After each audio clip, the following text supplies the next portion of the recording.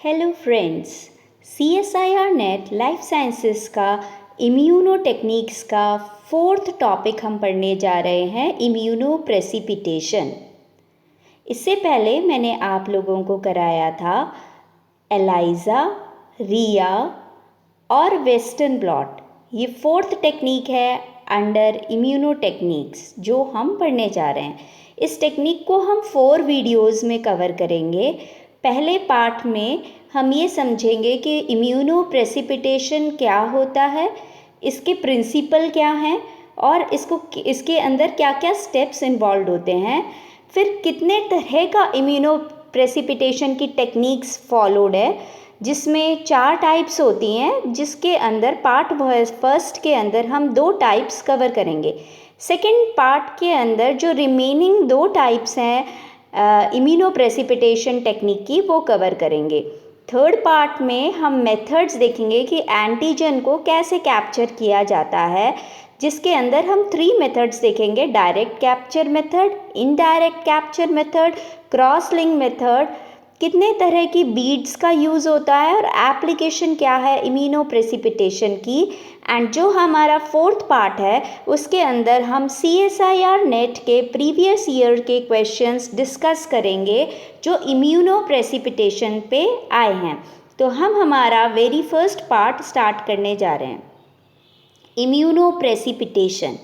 Immuno precipitation क्या होता है? इम्यूनो प्रेसिपिटेशन को हम IP भी कहते हैं और ये बेसिकली एक प्योरीफिकेशन मेथड है। इसमें आप एंटीजन को प्योरीफाई करते हो। किसकी मदद से? एक स्पेसिफिक एंटीबॉडी यूज़ करके उस एंटीजन को प्योरीफाई करते हो। ये बहुत ही वाइडली यूज्ड मेथड है जिसके थ्रू आप प्रोटीन्स को या बायोमॉलिक्यूल्स को सेपरेट कर सकते हो। कहाँ से? जो भी आपने टिश्यू को लाइज किया है। तो जब आप प्रोटीन्स को इस तरह से प्योरीफाई करोगे इम्यूनो प्रेसिपिटेशन के थ्रू, फिर आप उसको यूज़ कर सकते हो अदर टेक्निक्स में, जैसे कि वेस्टर्न ब्लॉटिंग है या कोई और इम्यूनो एसे की टेक्निक है, उसमें आप इन प्रोटीन्स को यूज़ कर सकते हो। प्रिंसिपल क्या है इम्यूनो प्रेसिपिटेशन का? इम्यूनो प्रेसिपिटेशन का जो प्रिंसिपल है वो बेस्ड होता है एंटीबॉडी की स्पेसिफिसिटी पे, क्योंकि आपको पता है कि कोई भी एंटीजन एक स्पेसिफिक एंटीबॉडी के साथ में रिएक्ट होता है। तो एक इम्यून रिएक्शन पे बेस्ड है इसका प्रिंसिपल। दूसरा जो प्रिंसिपल है वो है कि ये जो इम्यून कॉम्प्लेक्स बनता है एंटीजन एंटीबॉडी का, इसको कैप्चर कर लिया जाएगा या प्रेसिपिटेट किया जाएगा। किसकी मदद से? एक बीड की मदद से। बीड मतलब मोती। तो एक बीड की हेल्प से इसको कैप्चर किया जाएगा। तो वो हम अलग अलग तरह के बीड्स भी देखेंगे। तो बेसिकली 2 प्रिंसिपल हैं, एक तो हमारा इम्यून रिएक्शन वाला प्रिंसिपल और दूसरा ये जो इम्यून कॉम्प्लेक्स बना है इसको कैप्चर करना या प्रेसिपिटेट करना। किसकी मदद से? बीडेड सपोर्ट की मदद से। स्टेप्स देख लेते हैं हम इसके इम्यूनो प्रेसिपिटेशन के क्या क्या स्टेप्स हैं। सबसे पहला जो स्टेप है इम्यूनो प्रेसिपिटेशन का, आपको सेल को लाइज करना पड़ेगा। सेल को ब्रेक डाउन करोगे तब उसके अंदर से फिर आप सैंपल प्रिपेयर करोगे इम्यूनो प्रेसिपिटेशन का। सेकेंड स्टेप में आप क्या करते हो? सेकेंड स्टेप में आप क्या करते हो? सैंपल को क्लियर करते हो। कैसे क्लियर करते हो? सैंपल को बीड के ऊपर से पास करते हो। ठीक है, तो ये प्री क्लियरिंग का स्टेप है जिसमें आप सैंपल को पास करते हो बीड्स के थ्रू। थर्ड स्टेप में हम क्या करते हैं? थर्ड स्टेप में अब जो भी आपका सैंपल है वो सैंपल एक्चुअली एंटीजन है या आप उसे एक प्रोटीन कह सकते हो या कोई बायोमॉलिक्यूल कह सकते हो। इस सैंपल को आप इंक्यूबेट करते हो एंटीबॉडी के साथ में। तो जो भी एंटीजन और एंटीबॉडी का रिएक्शन होगा, ये क्या होगा? ये डायरेक्टली 2 मेथड से हम करवा सकते हैं, डायरेक्ट मेथड से या इनडायरेक्ट मेथड से। ये हमारा थर्ड स्टेप है। फोर्थ स्टेप में क्या किया जाता है? जो भी ये कॉम्प्लेक्स बना है इसको आप प्रेसिपिटेट करते हो बाकी सारे जो आपका इंटरेस्ट नहीं है जिस कॉम्प्लेक्स का, उसको छोड़ करके बाकी जो आपका जिसमें आपका इंटरेस्ट है वो पर्टिकुलर प्रोटीन आप प्रेसिपिटेट आउट करते हो। नेक्स्ट स्टेप में आप क्या करते हो, इस प्रेसिपिटेट को बहुत बार आप वॉश करते हो, स्पिन करते हो और उसमें से सुपरनेटेंट रिमूव कर देते हो। नेक्स्ट स्टेप के अंदर आप ये जो भी प्रोटीन आया है इसको सॉलिड सपोर्ट के थ्रू से इल्यूट करते हो। किसकी मदद से? SDS बफर से या लो pH सोल्यूशन की मदद से।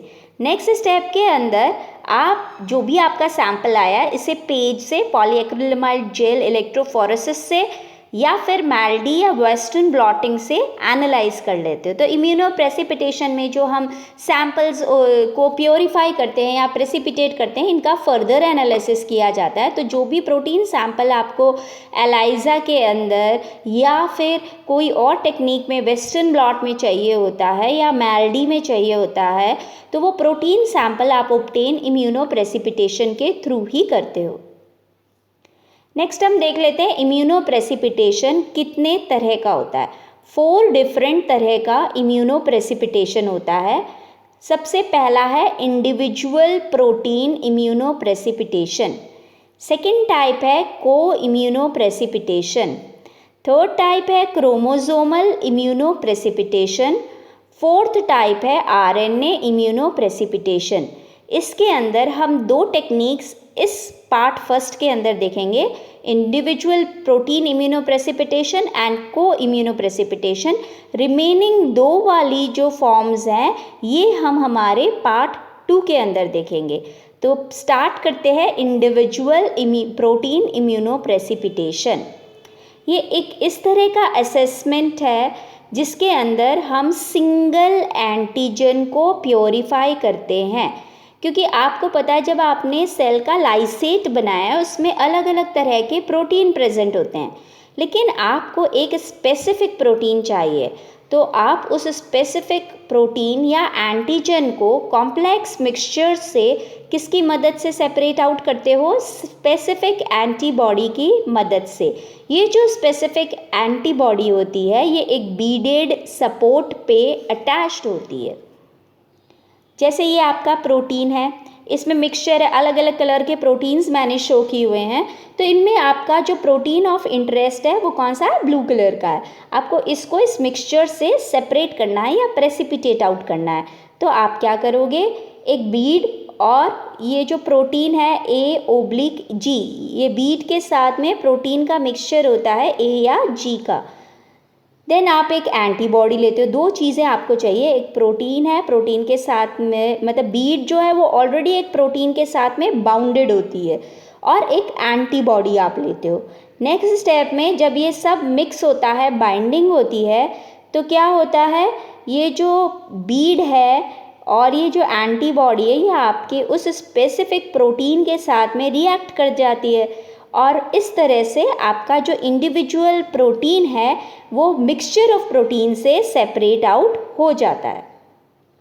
और फिर आप इसको वॉश करके आगे एनालिसिस के लिए यूज़ कर लेते हो, एल्यूट करते हो, वॉश करते हो और फिर इसे यूज़ कर सकते हो। स्टेप 1 देख लेते हैं इस प्रोसीजर का। एंटीबॉडी क्या कर रही है? प्रोटीन को बाइंड कर रही है। सेकेंड स्टेप में इंडिविजुअल्स में क्या हो रहा है? एंटीजन एंटीबॉडी का कॉम्प्लेक्स बन रहा है, जिसको प्रोटीन AG कपल्ड एग्रोस या मैग्नेटिक बीड, वो जो बीड है वो एग्रोस की हो सकती है या मैग्नेटिक बीड होती है, वो उसे पुल कर रही है। थर्ड स्टेप में क्या किया जा रहा है? बीड को वॉश किया जा रहा है। एंड फोर्थ स्टेप में प्रोटीन को एल्यूट किया जा रहा है। सेकेंड जो टेक्निक है हमारी इम्यूनो प्रेसिपिटेशन की वो है को इम्यूनो प्रेसिपिटेशन। ये एक वेरिएशन है इंडिविजुअल इम्यूनो प्रेसिपिटेशन का। इसमें हम क्या करते हैं, हम इंटरैक्शन देखते हैं प्राइमरी एंटीजन प्रोटीन का किसी दूसरे प्रोटीन के साथ में, तो इसको हम को इम्यूनो प्रेसिपिटेशन कहते हैं। या न्यूक्लिक एसिड के साथ में आप देखोगे तो उसे क्रोमोसोमल इम्यूनो प्रेसिपिटेशन या चिप या राइबोज RNA के हिसाब से RNA इम्यूनो प्रेसिपिटेशन RIP ऐसे बोलते हैं। को इम्यूनो प्रेसिपिटेशन की मदद से आप 2 प्रोटीन्स को डिटरमाइन कर सकते हो कि वो इंटरैक्ट करते हैं या नहीं करते हैं। ये एक इसमें आप जो नोन एंटीजन होता है, एक एंटीजन आपको पता है, उसे आप बेट के जैसे यूज़ कर सकते हो।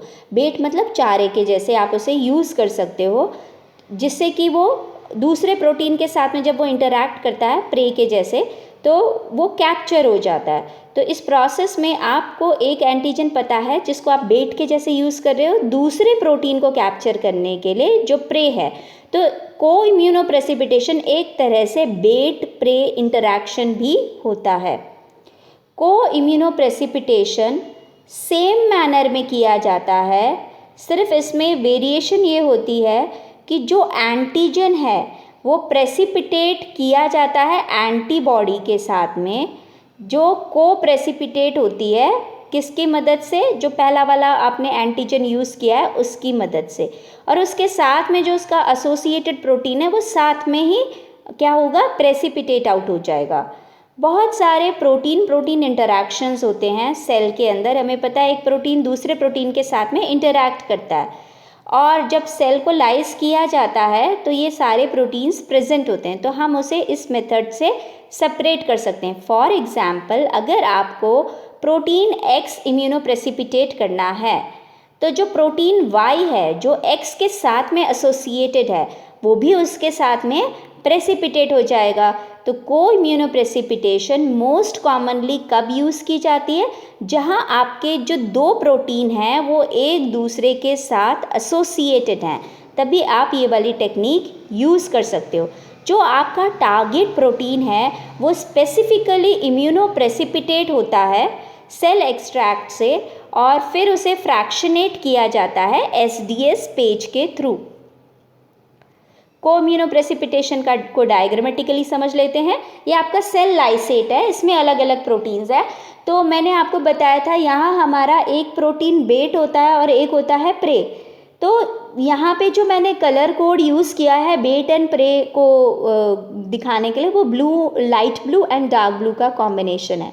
तो इसमें आप देख रहे हो ये बीड के साथ में एंटीबॉडी अटैच्ड है, और यहाँ आप ये देख रहे हो कि मैनी डिफरेंट टाइप के प्रोटीन्स में से जो आपकी एंटीबॉडी वो लाइट ब्लू कलर का प्रोटीन रिकॉग्नाइज करती है, लेकिन उसके साथ में जो उसका एसोसिएटेड दूसरा प्रोटीन है डार्क ब्लू वाला, वो को इम्यूनो प्रेसिपिटेट हो रहा है, वो उसके साथ में ही इम्यूनो प्रेसिपिटेट होगा।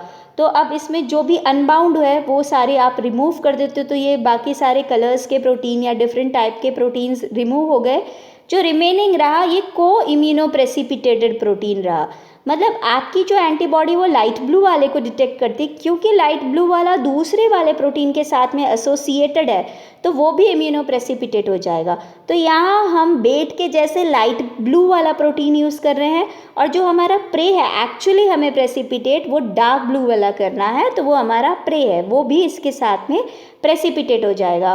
और फाइनली आपके पास में ये जो दोनों हैं ये आप आज प्रेसिपिटेट हो जाते हैं। इसको आप वेस्टर्न ब्लॉट के थ्रू एनालाइज कर सकते हो या मास स्पेक्ट्रोस्कोपी के थ्रू एनालाइज कर सकते हो। तो ये था हमारा पार्ट फर्स्ट। पार्ट सेकंड के अंदर हम रिमेनिंग 2 टेक्निक्स देखेंगे इम्यूनो प्रेसिपिटेशन की।